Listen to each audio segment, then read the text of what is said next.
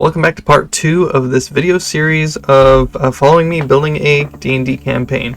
I just thought I'd start recording and see where it goes. Last time we tested the waters of ideation and sort of decided on a genre for the campaign, a location within the setting. It was just an initial list of criterion, nothing that we're too attached to, though we can develop that as we go on in the story creation if necessary. In this episode, I wanted to build out the story a little bit more by working on the antagonist. So I find that instead of building from point A to B, start to finish, you can sort of use the understanding of the villain or the antagonist to sort of build the story from that point. Yes, you can have an idea already in mind, but I think working from the point of view from the villain in the creation process of that story could be an interesting perspective to him be an interesting perspective for development. But before that, I did find my world building spreadsheet and wanted to discuss it a little bit so we can understand some more of the context of the world and Stothru, which I am not terribly loving the name Stothru. I think we will at some point in this video rename it, and that's fine. That's totally fine. Sorry if any of you are attached to that name, but I just find it hard to pronounce. It doesn't fit. It doesn't have a nice ring to it, and I find that we can just come up with a new name that we all appreciate and love. But by doing that, we have to go into the history of the town. So I don't know. We'll see what happens. That's not the point of this video exactly, but I just thought if we get to it, we can change the name of the city. Okay, so Stothru is the number 12 here in the center, right up the road from Cardusa. That's not a road, that's a river, but the capital is Cardusa right here. So the things we are going to work on, we're going to develop the name, role, and title of the villain. And when I say role or title, it doesn't mean like they're nobility necessarily, or they're already somebody established. We're going to figure out their race, species, or their background. We're going to develop their flaws. Are they a true villain, or is this like just a stooge to a greater mastermind? We still have to develop the story, but we're going to start from the point of who this character is and what his involvement is in the story afterwards. So let's see. Should we just do... Okay, so let's... Do we have a name? Okay, so if you don't have a villain in mind, sometimes you don't. Let's see. Let's learn a little bit about the world here. So let's learn a little bit about Stothru. So Stothru has a population. Perfect, okay. So Stothru has a population of 102,000. These numbers probably need to be revisited as well. But it is a city. But what's the total population? 3 million. What was I thinking? Okay, well, okay. That could be fine. But we're not going to focus on that right now. Let's go back to Stothru. Walls of Stone is a principality and authority of the princess, Fiola Cardusa. They had written this such a long time ago. Okay, that's all the information we have here. So it's a stone city, it's a principality, and it's run by the princess. So we gotta be careful here. It would be easy to say the villain is like the royal vizier or advisor of the princess or somebody in her court. I do not know if I want that. I think maybe more of a commoner, perhaps a merchant. A guild would make sense. Someone from a guild. Okay. But what is the hierarchy of a guild? So I think we have president at the top. And then I guess his co-chair. Then we have his co-chair and his administrators. So maybe we have maybe the party is working for this guild already. I've done that in the previous campaign. So it could be the same guild from that campaign. And they set the party members up because of a personal vendetta. So it's somebody who's been wronged by the party, or one or two, or maybe individually all the party members. That'd be interesting. Okay, so should we just roll random? I think we should roll random.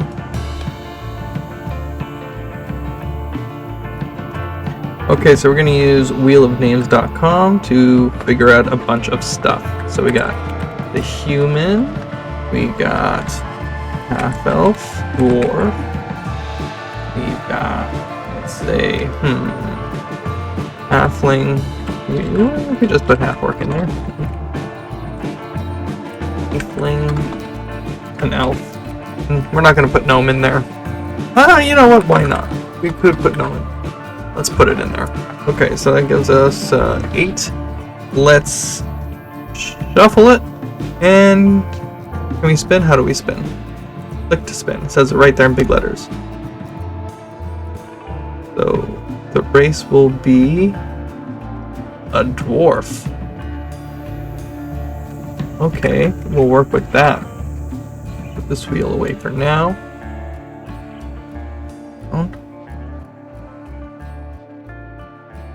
Put that back up here for now. So the dwarves can live long. They have long memories. And they are, they're known to be greedy and want to pursue gold. We all know the stereotypes of. So they're going to be the bad guy here. We're going to need to find a background. Let's see. Can we generate a random background here? Let's look through the PHB backgrounds. Put this wheel back up here. Put some background. So we got the acolyte. What else we got? Our lieutenant criminal, trainer, folk hero. That'd be an interesting one. The guild artisan. That could be the one we actually want to. We want to go with the guild storyline. We got noble, outlander, soldier. Alright, so we got them all listed down here. We're gonna shuffle them up and see what it is. So we got a dwarf, and his background will be an outlander. Oh, sailor, just by a pinch. Sailor, right in a pinch. Okay, that's interesting. So sailor, let's read up on sailor. You sailed on a seagoing vessel for years, and that time you faced down mighty storms, monsters of the deep, and those who wanted to sink your craft to the bottomless depth. Your first love is a distant line of the horizon, but the time has come to try your hand at something new. Okay. That's the nature of your ship you previously sailed on with your dungeon master. There's no longer a sailor, but can still sail. So he's been marooned on land, essentially, by choice. He wants to have a new venture. We're kind of treating him like a PC here. Alright, let's see. Let's come up with some dwarven names. But let's just look for some inspiration.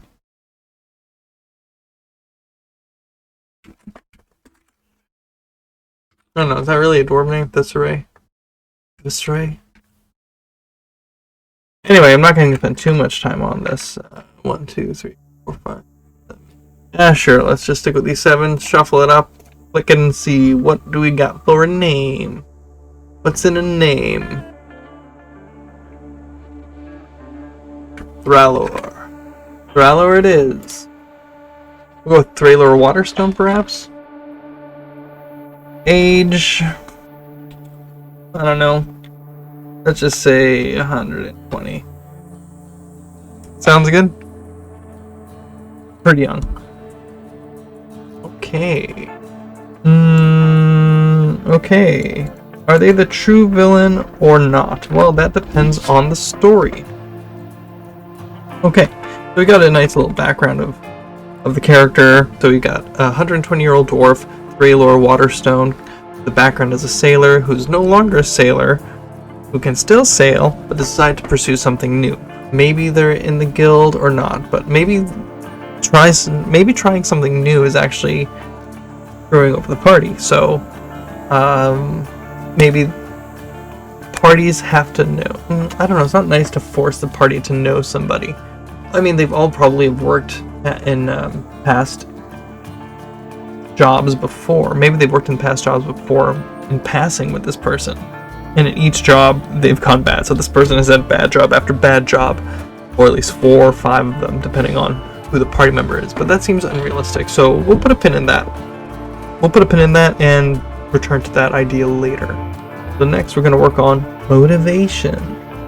What are their global desires? What does this dwarf want to see?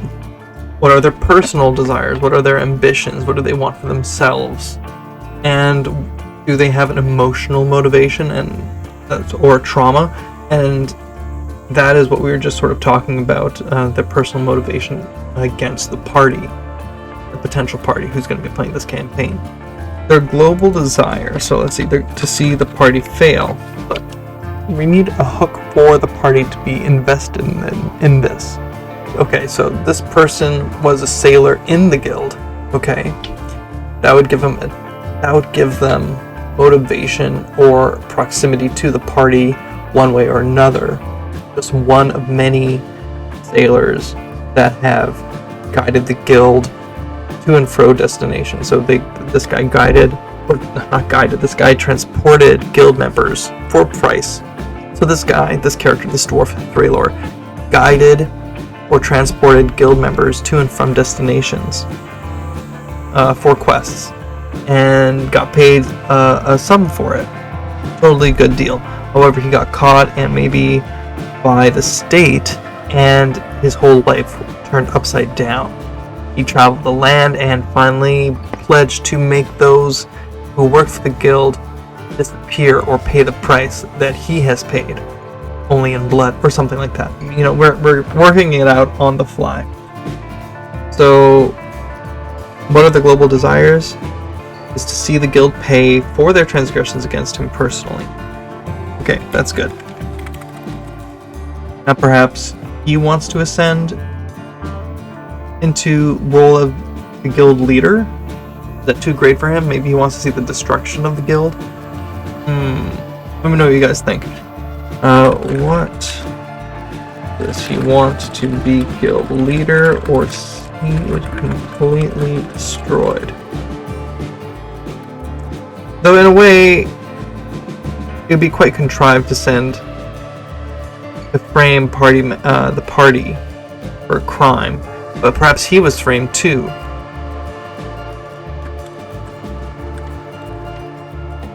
That would be interesting. It's giving me Count of Monte Cristo vibes, except this guy wasn't locked away on a prison island for, what was it, 17 years? 14 years. He was locked away for 14 years. So we're getting there. We've got the character's motivation. So, and what's their emotional motivation? I guess their emotional motivation would be revenge and to take out as many guild members as possible, especially ones he's had negative and direct contact with. Okay, so next we need to understand what Thralor's modus operandi is, what his motivation is, or how they operate. So I've been thinking maybe it's pretty simple, since the party playing this would be part of a guild or being hired by the guild, that they presumably have an already established relationship with. So I'm thinking he hires the party through some surrogate on his behalf, so he's not identified right off the bat, deliver something to a guild safe house. However, it won't actually be a safe house, it'll be a trap house, which the party will remain trapped unless they can find a way to escape. We're not really bringing in the nemesis situation here, unfortunately. I mean, this is the evolution of ideation, of story building. Sometimes you pick and choose ideas that you did have an attachment to for more practicality. So I guess we're going to leave the Nemesis system away. We're not going to have somebody pursuing the party. We're just going to have the party, I guess, in a trap dungeon. That sort of feels right for this story. So the party will probably be in one location. So Stothrow is not going to be too big compared to like Perdusa, the capital. So maybe the destination is Stothrow, and they meet their contact in a different city. And so we don't just have them trapped throughout the whole campaign in this dungeon. We also have them traveling the wild, so we can get to know the environment around in this setting as well. So that could be we sort of build it in Acts 1, 2, and 3. Maybe Act 3. No, Act 2 is the dungeon. Act 1 is the travel and initial mission receival. And then Act 3 will be uncovering the big bad of the campaign and that battle. Maybe that can be how it works. We'll hold on to that idea for now and see how that develops later on. Other things to consider.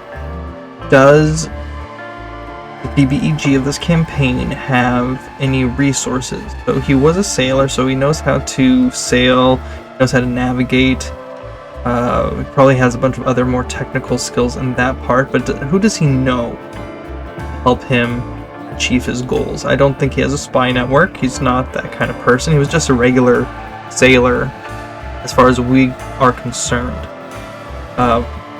Before this, at least. He was just a regular guy transporting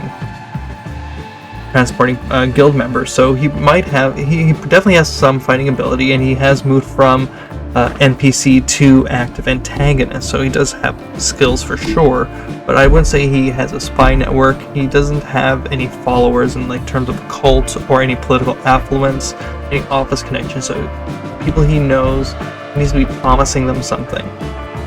He's building himself up as well as tearing down the guild. Anybody he hires, you probably will be paying them gold out of pocket or out of any treasure reserves. So maybe he's even done something in the past to get a bit of a surplus of gold so that he can actually pursue his plot. Okay, put a pin in it. So I was thinking about creating a stat block for Thralor, but I feel like it'd be better served to do it towards the end of the campaign once we're done building the actual encounters. I do think maybe I'll be setting this campaign level at 5 or 7, but we'll see how that develops and how that restricts us or allows us to build a story the way we want to or not. Also, I want to give the players a certain amount of flexibility, but not too much flexibility if it's going to impede the campaign, if that makes sense. I don't want them to be too high of a level and have the abilities to easily overcome every challenge that I throw at them, but having them at a level where they have enough abilities to overcome my challenges, but enough opportunity to struggle as well, because I think that there could be a balance in success and struggle. That being said, I do think that we have a good building block for a villain that we can put on the shelf until a later video, and then in the next video we can actually start to develop the plot points for each of the separate acts, Acts 1, 2, and 3. And then from there we'll have a skeleton by the end of that video, and we can develop it even further. In a later video after that we can refine it even further to get the type of story that we actually do want to tell and put the players through. As for the name Stothrow and renaming it, I do feel that I want to sit on it a bit. I want to go through the history. As you can tell, I have that document, that world building document. I do have to go through it and consider the histories, and I will hopefully talk about that with you guys in a later video, especially when we come to renaming it. That being said, thanks for tuning in to building a D&D campaign with me. This is, I guess, episode 2 in the series, and there'll be a few more episodes until I feel like we've reached to... Thanks for tuning in to watch me brainstorm on how to develop a villain for my next campaign. We'll see how it actually turns out in the end in terms of how big and monumental. I think this is sort of like a street level bad guy, not end of the world BBEG. Just let me know what you think down below in the comments. Don't forget to like and subscribe so you never miss out on one of these videos. I know it's been 2 weeks since my last video, but I was on vacation, so I'm back, and hopefully I will get these out on a timely, weekly manner. So thanks for tuning in. Danbot out.